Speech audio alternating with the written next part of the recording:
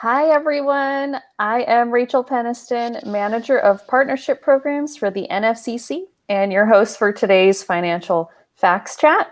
I am joined once again here by Bruce McCleary, SVP of Communications for the NFCC.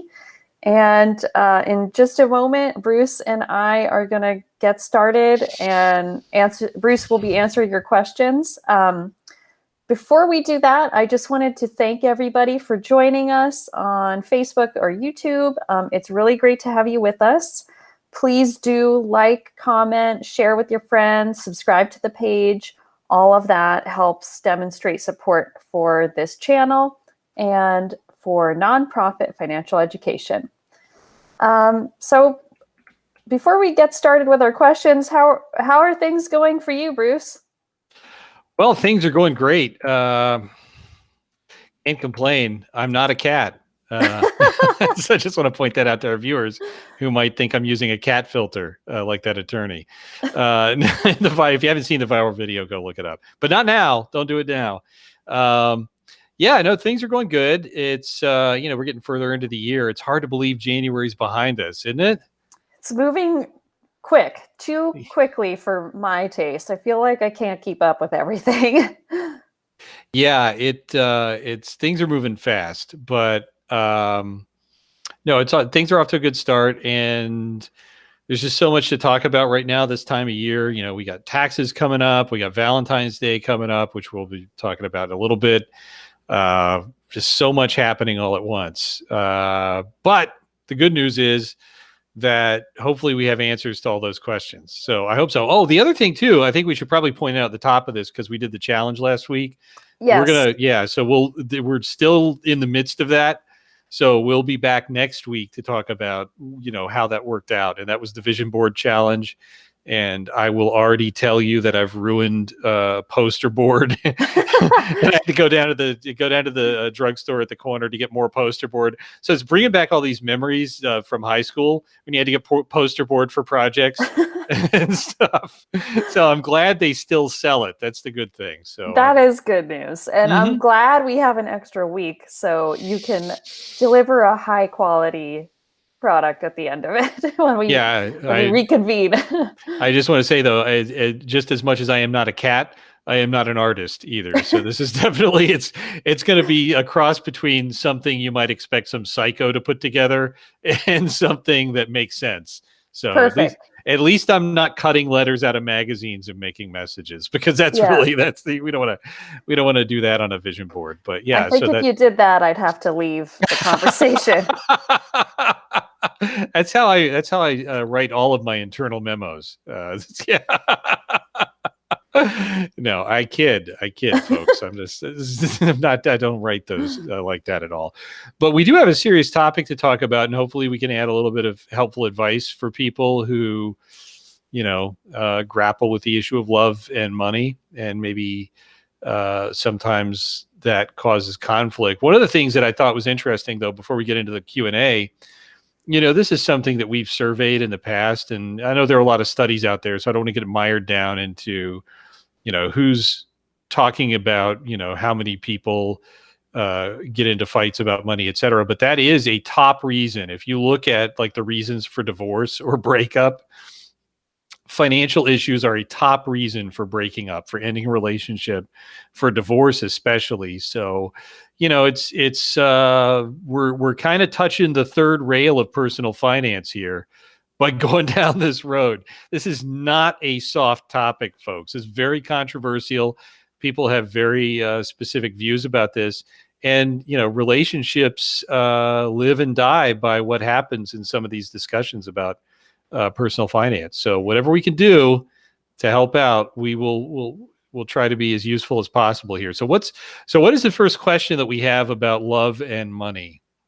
Well, before I get into our questions, I did want to remind our viewers, if you do have a question during the course of the show, please feel free to type it into the chat box here. Yeah, go ahead and do that if you have a question you want us to address during the show.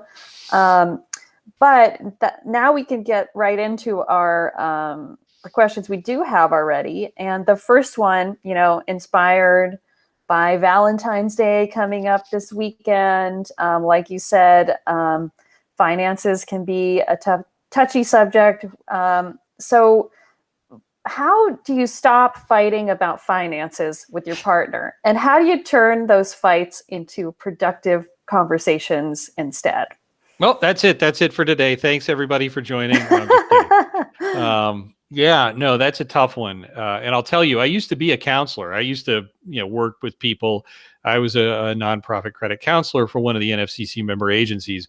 And I can't tell you how many times the couples that would come in to see me as a couple for advice had been fighting and fighting and fighting. And they would fight at my desk about financial issues. So I would have to be like the fight referee to try to bring the temperature in the room down. But yeah, there's a couple of things to keep in mind. First of all, one of the things that leads to most fights in a relationship, most fights about finance, is the lack of clarity, the lack of communication about what your goals are, where what your philosophy over money management is, how you manage money, how you manage debt, all of those things. If there is a lack of clarity in any of those areas, if you haven't spent time having discussions about how you manage money, what your financial goals are, what you hope to accomplish, and do it in a way that you're open to the ideas of your partner and you're receptive and you're not judgmental or critical, then at some point, if you're not doing that in the lead up, if you're not clearly communicating on a regular basis, so there are no secrets or surprises, there's going to be a blow up. It's not if, it's when. And when that happens, if there is a financial blow up, if there's an argument about money, oftentimes that doesn't help the relationship itself. So you may resolve the argument about money at some point, but you've inflicted damage on the relationship. And then, if those arguments keep happening over and over again, it's death by 1,000 cuts. And that's what leads to divorce and separation and breakup because of the financial piece. So you want to know what you're getting into in advance. But if you do end up finding yourself in a situation where you're being pulled into an argument about money, one of the best things to do is to find a way to try to postpone the discussion and cool off a little bit so that you come back to the conversation with in as much as you can, with a way to separate and filter out the heat and the emotion from what you really want to find out. Because if it's emotionally driven and it's highly charged, it's not going to be productive. It is not going to be productive. The other advice I would say too is back out all of the observational judgments that you would put into that conversation. Because a lot of times these financial conversations, they start out with, well, you always do this, X, Y, Z, or this is so typical of you, blah, blah, blah. And that, how productive is that, right? So you want to back those things out. And if you need a cooling off period, just say, look, we need to cool off before we talk about this. Let's think about this and try to approach this objectively. And sometimes you need to bring a third party in. But hopefully it doesn't get to that point. But again, you can prevent all of that by making sure there are no surprises with the way you manage money, how you prioritize your budget, so that you go into these conversations without being fueled by emotion, anger, especially. Yeah, I like that advice about being upfront and clear in your communication. And kind of with that in mind, what do you think is a good starting point to open up those conversations, say for people who are in a new relationship? Yeah. What's the best time to approach those types of subjects? What might be too early? What might be too late? Well, you probably shouldn't. Your pickup line for your first date probably shouldn't be like about your credit report or finances. That's a little too early. Okay. I don't think there are any successful pickup lines that have to do with personal finance that I know of. Maybe there are. Folks, send in your creative ideas and suggestions. I'm always open to that. But no, seriously, I think I always would tell people that at the point where you think this is going to be more than a few dates, at the point where you think you could be getting serious, you might want to have some, just surface entry level conversations about, what your goals are, how do you manage money? What do you, and it doesn't have to be that way. That sounds silly. Like, so how do you manage money? But, you can work it into your conversations so it doesn't seem, like it's dropped in a contrived way. But it's important to know what you're dealing with, because again, what did I say about avoiding arguments? The fewer surprises there are, the fewer arguments you're going to have. And if you enter into these discussions about your goals, your aspirations, how you deal with debt, are you financially sound? Are you having any trouble? Those are things that I think you can work into the conversation in a way that is helpful, so that you both know what you're getting into. And another thing, when you're having those conversations early in a relationship, it's important to do it in a way that is really more about the discovery than it is about inserting yourself as an expert. Like, oh, I can help you with that. Well, you should do this or you should do that. It's more about just gaining understanding at that point of each other and how you manage money. You don't, you want to be on equal footing, I think is the main thing there. So that helps. But yeah, for some people it's a deal breaker though. And it can keep you out of a relationship that would be a problem for you later. I mean, for myself, I don't check credit before going on a date, but I may ask her at some point, how are you managing money, or what kind of, do you have any, do you have any financial issues or things like that you're struggling with? Maybe not exactly in that way, but it just kind of helps you understand, or what are your financial goals? Is another good discussion to have at some point later on down the way. But yeah, I think that's probably, but it's never too soon, I guess, except the first date would probably be too soon. But yeah, you just want to, before you get serious. Yeah, that makes sense to me, because I think, a lot of couples will find themselves attending weddings as guests, or traveling, or going out to restaurants. And so all of those really are financial choices and decisions. Mm-hmm. And so you definitely want to have an idea that you're on the same page about that kind of thing somewhere along the way. Yeah, and the dating habits and the dating activity can actually give you a clue about how somebody manages money. That's another thing too. So you may be able to identify some things that might give you a problem personally, if you can find maybe some bad financial habits that your partner is practicing that might give you concern. And if you catch it early on, obviously it gives you maybe a way out. Yes. Before it becomes a bigger issue. But yeah, you're right. Yeah, because once you get into marriage, yeah, you want to make sure you know everything going in. And speaking of that, what about married couples? What sort of personal finance topics would they need to think about specifically, either before they're getting married, once they're engaged, or maybe even after they've been married for a while? Yeah. Well, that's a really good question. This is really dated reference, but it's timeless too. And it keeps coming up in the media. Every time there's Valentine's Day, there's an article about TV shows and episodes that talk about personal finance. And the Dick Van Dyke Show, which is a classic, there's an episode called The Checkbook.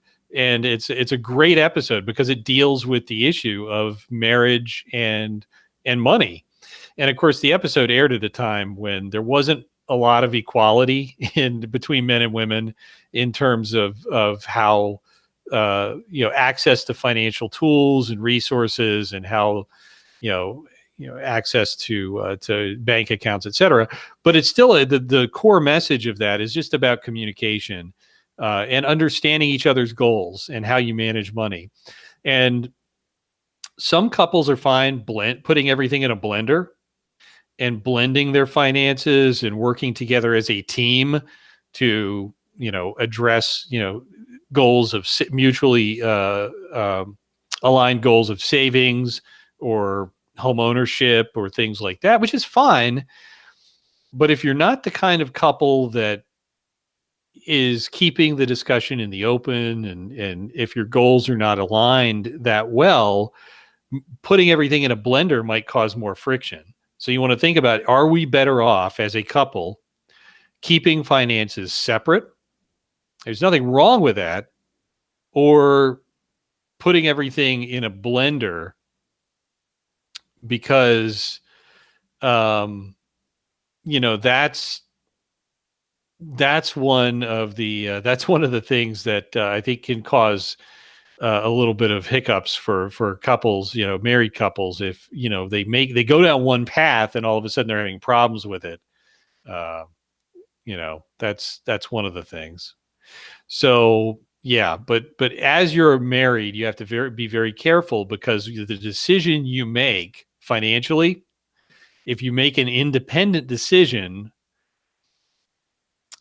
and it has an impact on your shared goals, that could also cause friction.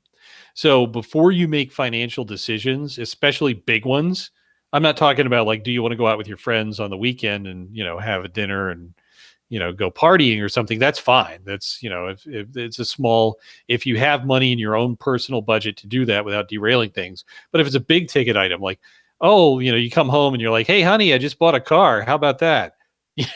Probably not a good idea to spring that surprise on them without having at least some discussion so they know what's coming up. And that means getting ahead of these things, budgeting, forecasting, talking about financial goals, etc., and keeping everything in the clear. So the same rule applies, but the consequences are big.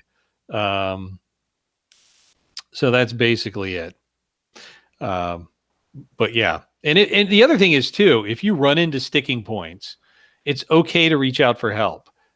Get someone else involved. You can talk to, and that's a good opportunity to get a nonprofit credit counseling agency involved. A lot of couples would come to me with financial challenges. I'm not a marriage counselor, but I can help at least make the numbers work out and make sense. And then it's up to the couple to work on the communication piece and the rest of it. But there are a number of times that I can count in my own experience as a counselor, helping out in those situations with relationships and so forth.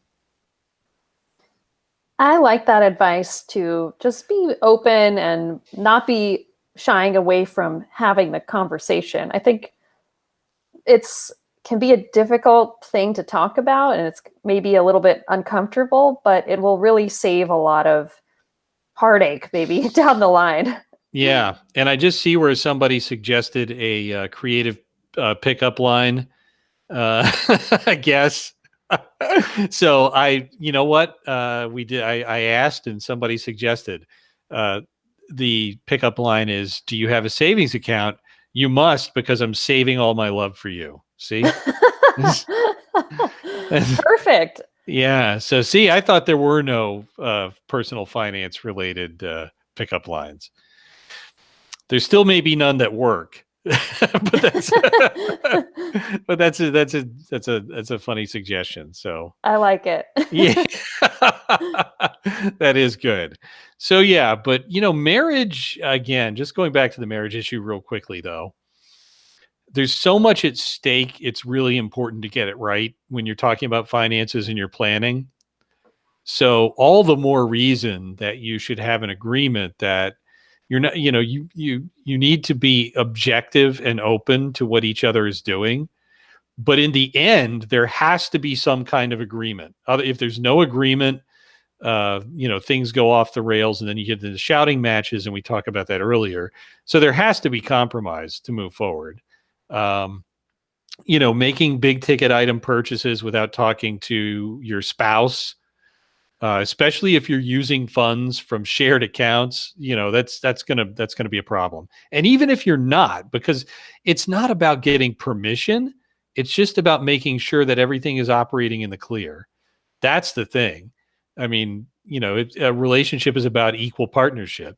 So this isn't about having a discussion about a purchase that you want to make should never be viewed by either party as, one person being the person to give permission and the other being the one who has to ask for it.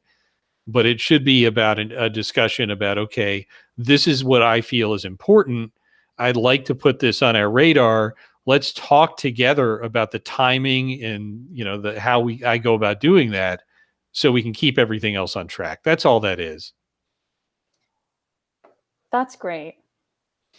Bruce, before we wrap up, are there any other finance tips for couples that we haven't already covered in our conversation?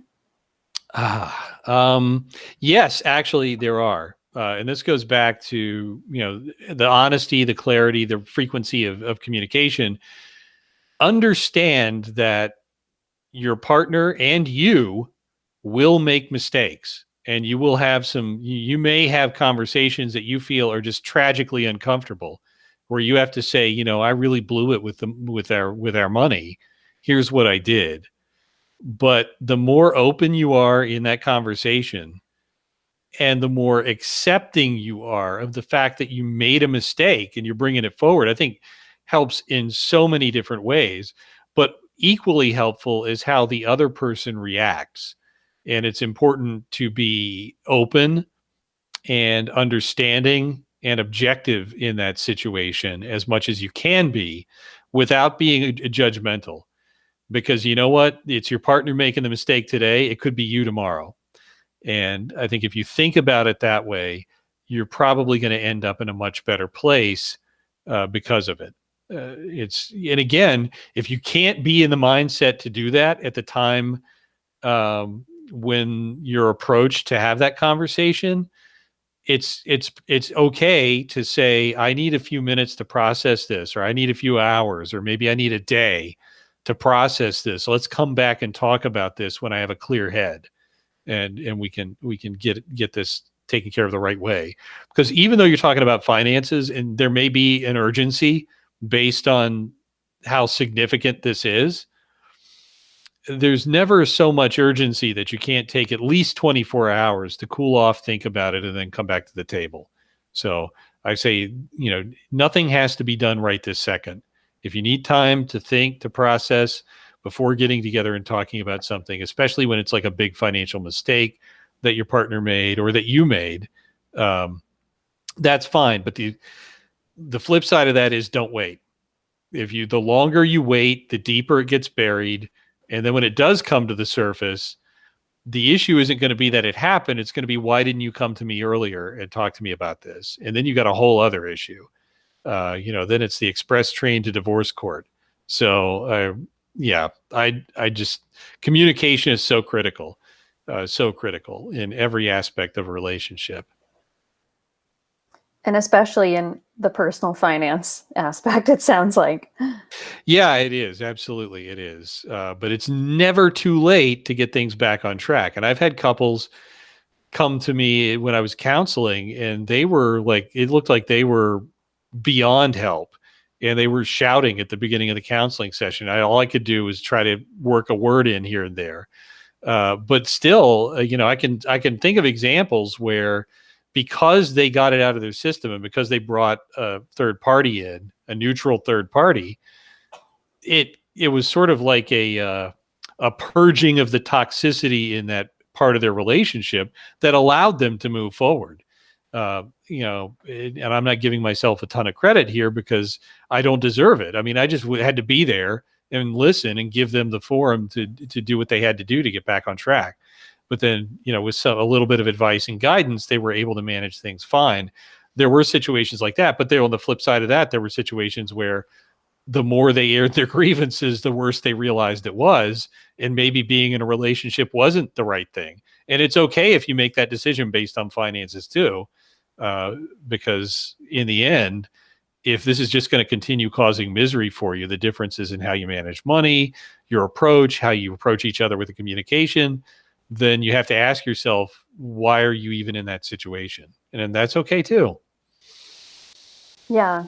Well, I'm definitely glad that you brought up, reaching out to a nonprofit financial counselor for help if you are struggling, or if you and your partner are struggling with finance issues, topics. If you're having a disagreement, if you just want help making a joint budget, you want to understand the impact to your credit or your debt, of combining your finances, any of those things. Any of our nonprofit member agencies are happy to help you with. So don't hesitate to reach out. Yeah, and again, I think you're off to a great start if you use that pickup line that was suggested by one of our viewers. then I think that is it. I endorse that, whether it's successful or not. I endorse it. So that's your final piece of advice for everyone. Right. When you meet somebody you like, you want to ask them out. Just ask them if they have a savings account, and then say they must because because you're saving all your love for them. Perfect. I think that's a great way to start a relationship, or even end one before it starts. Well, on that note, we hope that all of this advice has shed some light on some of these kind of difficult or uncomfortable topics in personal finance and relationships. Hope everyone learned something today, and we look forward to reconvening next week with an update on our personal finance challenge to create our financial vision boards. So good luck, Bruce. Good luck to you. Thank you. And remember, folks, like, subscribe, and join us back here again when we're back next week. And thanks so much for tuning in. We appreciate it. Oh, and happy